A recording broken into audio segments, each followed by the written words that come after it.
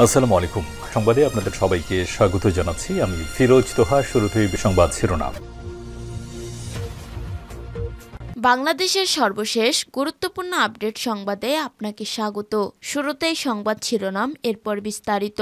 শুরুতেই জানিয়ে দিব, এবার সচিবালয়ের সামনে অবস্থান নিয়েছে জবির অনশনরত শিক্ষার্থীরা। যান চলাচল বন্ধ। পূর্ব ঘোষিত অনুযায়ী 1 ঘন্টার মধ্যে মন্ত্রণালয়ের চিঠির সংশোধনীয় না আসায় মন্ত্রণালয়ের সামনে অবস্থান নিয়েছে দ্বিতীয় ক্যাম্পাস নিয়ে অনশনরত জগন্নাথ বিশ্ববিদ্যালয়ের জবি শিক্ষার্থীরা। এরপর জানিয়ে দিব, জুলাই বিপ্লবের 42 লাশের একজনের পরিচয় মিলল। ঢাকা মেডিকেল কলেজ ঢামেক হাসপাতাল মর্গে এখনো গণ অভ্যুত্থানে নিহত 6টি লাশ 42 অবস্থায় রয়ে গেছে বলে গত শুক্রবার জানিয়েছিল বৈষম্য বিরোধী ছাত্র আন্দোলনের জুলাই গণ অভ্যুত্থান বিষয়ক বিশেষ সেল। এদিকে কুবি প্রশাসনিক কর্মকর্তা জাকির হোসেনকে পুলিশে সোপর্দ। কুমিল্লা বিশ্ববিদ্যালয়ের কুবি ডেপুটি রেজিস্ট্রার মোহাম্মদ জাকির হোসেনকে পুলিশের কাছে সোপর্দ করেছেন শিক্ষার্থীরা। সোমবার 13 জানুয়ারি বিকেল 5:30টার দিকে জাকির হোসেনকে পুলিশের কাছে সোপর্দ করা হয়। এরপর জানিয়ে দিব, চালের বাজার নিয়ন্ত্রণে যে ব্যবস্থা নিয়েছে সরকার, জানালেন খাদ্য উপদেষ্টা। খাদ্য উপদেষ্টা আলী ইমাম মজুমদার বলেছেন, চালের বাজার নিয়ন্ত্রণে প্রতি কার্যদিবসে উপজেলাগুলোতে 2 মেট্রিক টন ও এমএসএ চাল দেওয়া হচ্ছে। প্রয়োজন হলে এটা আরও বাড়ানো হবে। আস্তে আস্তে বাজারে চাপ কমলে বাজারও স্থিতিশীল হয়ে আসবে। এদিকে বাংলাদেশের সঙ্গে উত্তপ্ত পরিস্থিতি নিয়ে মুখ খুললেন ভারতীয় সেনাপ্রধান। রাজনৈতিক পট পরিবর্তনের সময় বাংলাদেশের সেনাপ্রধানের সঙ্গে লাগাতার যোগাযোগ ছিল বলে জানিয়েছেন ভারতের সেনাপ্রধান জেনারেল উপেন্দ্র দ্বিবেদী। তিনি বলেন, নভেম্বরের ভিডিও কনফারেন্সের মাধ্যমে বাংলাদেশের সেনাপ্রধানের সঙ্গে কথা হয়েছিল। সামরিক ক্ষেত্রে দুপক্ষের মধ্যে যে সমন্বয় ছিল তা সেরকমই আছে। এবং সর্বশেষ জানিয়ে দিব, যুদ্ধবিরতির চূড়ান্ত খসড়া ইসরায়েল ও হামাসকে দিল কাতার। গাজায় যুদ্ধবিরতি ও জিম্মি মুক্তি বিষয়ক চুক্তির একটি চূড়ান্ত খসড়া ইসরায়েল এবং গাজার শাসক গোষ্ঠী হামাসকে দিয়েছে মধ্যস্থতাকারী দেশ কাতার। গাজা যুদ্ধবন্ধের লক্ষ্যে আয়োজিত আলোচনার সঙ্গে যুক্ত এক কর্মকর্তা সোমবার 13 জানুয়ারি রয়টার্সকে এমনটি জানিয়েছেন। প্রিয় দর্শক, এতক্ষণ শুনছিলেন সংবাদ শিরোনাম, এরপর বিস্তারিত। তবে তার আগে বন্ধু জানিয়ে দিন, আপনি কোন স্থান থেকে আমাদের সংবাদটি দেখছেন এবং শুনছেন।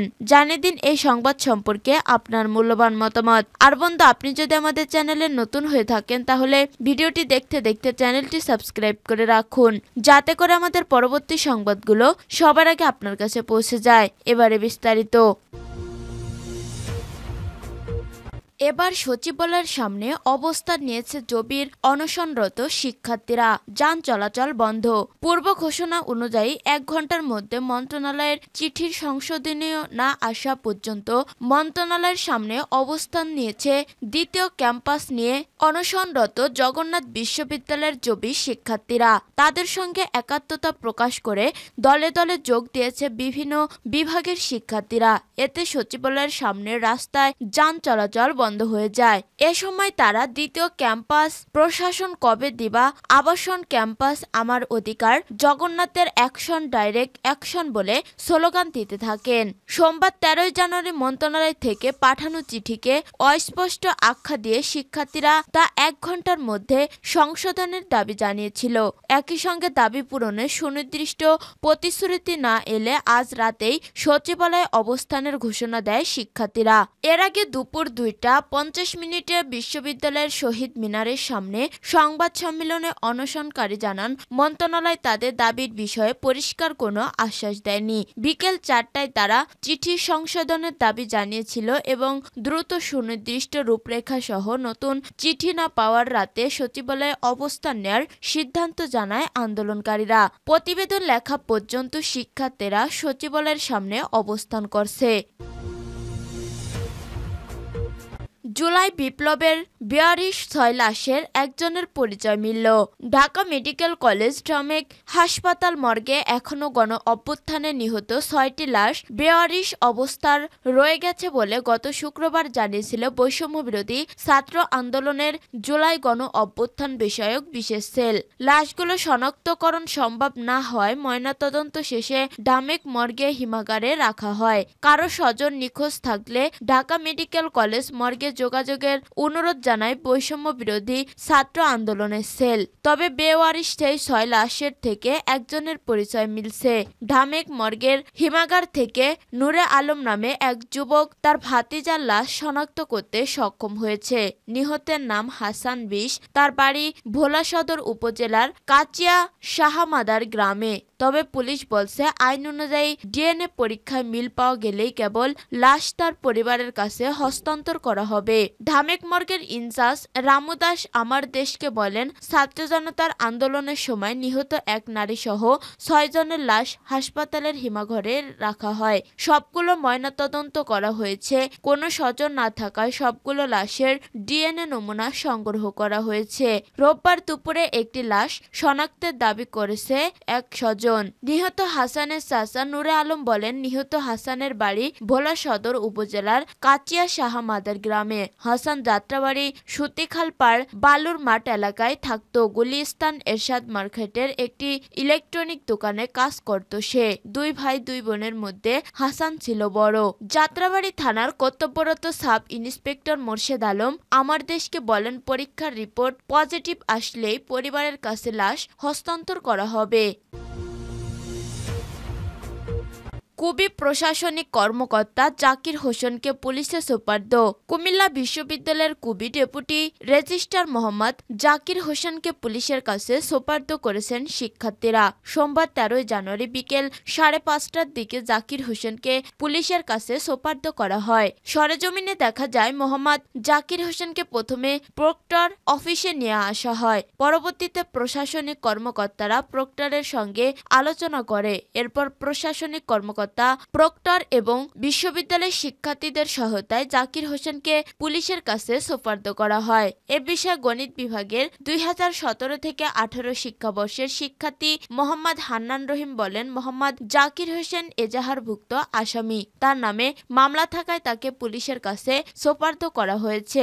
কুমিল্লা বিশ্ববিদ্যালয় কুবি অফিসার্স অ্যাসোসিয়েশনের সাধারণ সম্পাদক মোহাম্মদ সাদেক হোসেন মজুমদার বলেন, বৈষম্য বিরোধী যারা আছেন ওনাকে বলছে যেন উনি আইনের কাছে সোপর্দ হন। একটা পর্যায়ে প্রক্টরিয়াল বডি সহ সবাই মিলে প্রশাসনের সকলের সঙ্গে কথা বলে ওনাকে পুলিশের কাছে সোপর্দ হওয়ার অনুরোধ করি। অনুরোধের পর সজ্ঞানে স্বেচ্ছায় পুলিশের কাছে সোপর্দ হন। এ বিষয়ে প্রক্টর অধ্যাপক ডক্টর মোহাম্মদ আব্দুল হাকিম বলেন, এই বিষয়ে আমার কোনো মন্তব্য নেই। কোটবাড়ি পুলিশ ফাঁড়ির এসআই লিটন বলেন, ডিবি স্যারের নির্দেশ অনুযায়ী আমরা তাকে গ্রেপ্তার করছি। তার নামে একটি মামলা রয়েছে, সেই মামলায় তাকে গ্রেপ্তার করা হয়েছে। উল্লেখ্য, সদর দক্ষিণ থানায় মোহাম্মদ সাকাত হোসেন বাদী হয়ে করা একটি মামলায় এজাহারভুক্ত 11 নম্বর আসামি মোহাম্মদ জাকির হোসেন। চালের বাজার নিয়ন্ত্রণে যে ব্যবস্থা নিয়েছে সরকার, জানালেন খাদ্য উপদেষ্টা। খাদ্য উপদেষ্টা আলী ইমাম মজুমদার বলেছেন, চালের বাজার নিয়ন্ত্রণে প্রতি কার্যদিবসে উপজেলাগুলোতে 2 মেট্রিক টন ও এমএসএ চাল দেওয়া হচ্ছে। প্রয়োজন হলে এটা আরো বাড়ানো হবে। আস্তে আস্তে বাজারে চাপ কমলে বাজারে স্থিতিশীল হয়ে আসবে, ফলে সাধারণ মানুষের জন্য সুবিধা হবে। সোমবার 13 জানুয়ারি বরিশাল সার্কিট হাউস প্রশাসন ও খাদ্য নিয়ন্ত্রকদের সঙ্গে চলতি মৌসুমে আমন সংগ্রহের লক্ষ্যমাত্রা ও অর্জন নিয়ে এক আলোচনা সভা শেষে সাংবাদিকদের প্রশ্নের জবাবে এসব কথা বলেন তিনি। এ সময় খাদ্য উপদেষ্টা বলেন, আমন বরিশাল অঞ্চলে দেরিতে হয়, তবে আমরা আশা করছি আমনের জন্য যে সময়সীমা নির্ধারণ করা হয়েছে সে সময়সীমা অনুসারে আমন সংগ্রহ করা সম্ভব হবে। তিনি আরো বলেন, বিভিন্ন দেশ থেকে চাল আমদানি করা হচ্ছে।